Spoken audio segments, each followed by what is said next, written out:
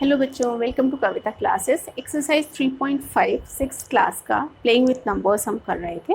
इसके अंदर जो फर्स्ट क्वेश्चन था वो हमने कर लिया था। सेकंड और थर्ड क्वेश्चन भी हमने कर लिया, सेकंड क्वेश्चन भी हमने कर लिया था। अब थर्ड क्वेश्चन हमारे पास में है यहाँ पे कि एक भाज्य संख्या के अभाज्य गुणनखंडों में किन गुणनखंडों को सम्मिलित नहीं किया जाता। बेटा, कोई भी संख्या है, अभाज्य गुणनखंड जो है उसमें एक और जो स्वयं नंबर है, जो स्वयं संख्या है, उसको सम्मिलित नहीं किया जाता है। उसके अलावा जितने भी अभाज्य गुणनखंड होंगे हमारे पास में, वो सभी इसके अंदर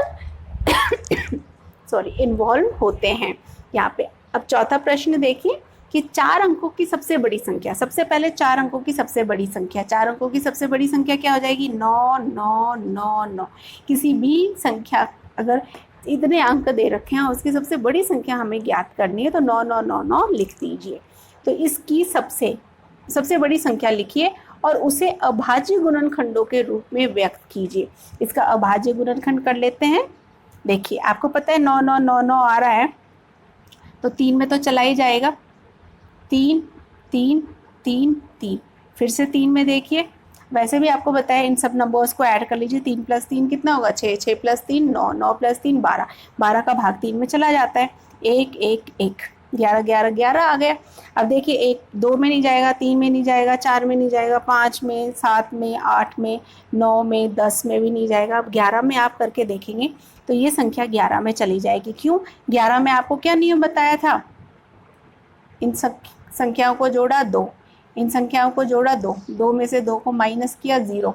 अगर किसी भी संख्या को ऐसे करने पर 0 या 11 आता है तो इसका मतलब वो 11 में पूरी जा रही है। तो 11 में जाएगा, कितने बार जाएगा? 11, फिर नहीं गया, और 1। 101 किसी से भी नहीं जाता है, ये अपनी अभाज्य संख्या है। तो 9 9 9 9 इसके अभाज्य गुणनखंड हो गए 3 गुना में 3 गुना में 11 गुना में 101। अब आप देख लीजिए, इसमें हम लोगों ने ना तो 1 को इन्वॉल्व किया है, ना ही हमने 9999 को इन्वॉल्व किया है। इस तरीके से चौथा क्वेश्चन हो गया, जहाँ पे हम लोगों को संख्या का सबसे बड़ी जो संख्या है 4 अंकों की, वो लिखेंगे और फिर उसके हम लोग अभाज्य गुणनखंड करेंगे। यहाँ पे आपके ज़रूरी है, आपका जो नियम हमने पढ़ा था 2 3 4 5 6 8 9 10 11 को, वो यहाँ हम इसको यूज़ करेंगे। अब नेक्स्ट एक क्वेश्चन और करते हैं। इसमें 5th क्वेश्चन है कि 5 अंकों की सबसे छोटी संख्या, 5 अंकों की, 5वां सवाल है, 5 अंकों की सबसे छोटी संख्या। सबसे छोटी संख्या 0 0 0 लगा दीजिए। 1 2 3 4 5, ये सबसे छोटी संख्या हो गई 5 अंकों की।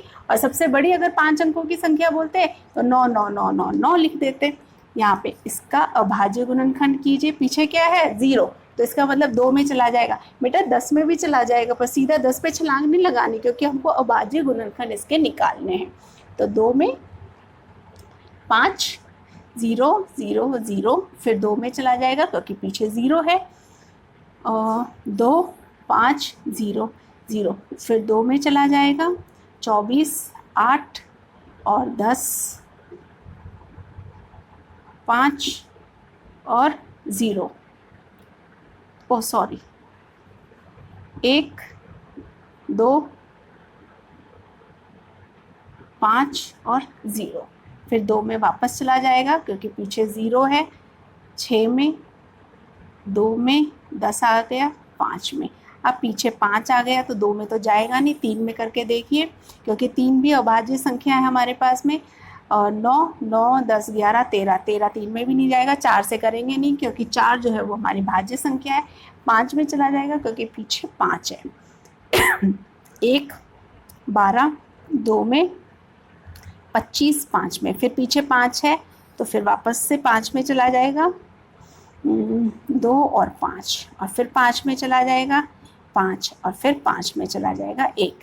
तो यहाँ पे हमारे पास में इस संख्या का गुणनखंड हो गया 1 2 3 4, 4 बार 1 2 3 4, और 1 2 3 4, 5 बार 5, 1 2 3 4। ठीक है, ये हमारे पास में इस संख्या के अभाज्य गुणनखंड हो गए। इस तरीके से कई बार प्रश्न पूछ लिया जाता है जहाँ पे आपसे दो चीज़ें पूछ ली, सबसे बड़ी संख्या का भी ज्ञान आपने उसमें मिल गया कि आपको पता है कि नहीं पता है, और सबसे छोटी संख्या का भी उनको ज्ञान मिल गया, और फिर गुणनखंड के बारे में भी वो आपसे पूछ लेते हैं। इस तरीके से यहाँ पे 3 सवाल, तीसरा, चौथा, पांचवा हमने कर लिया।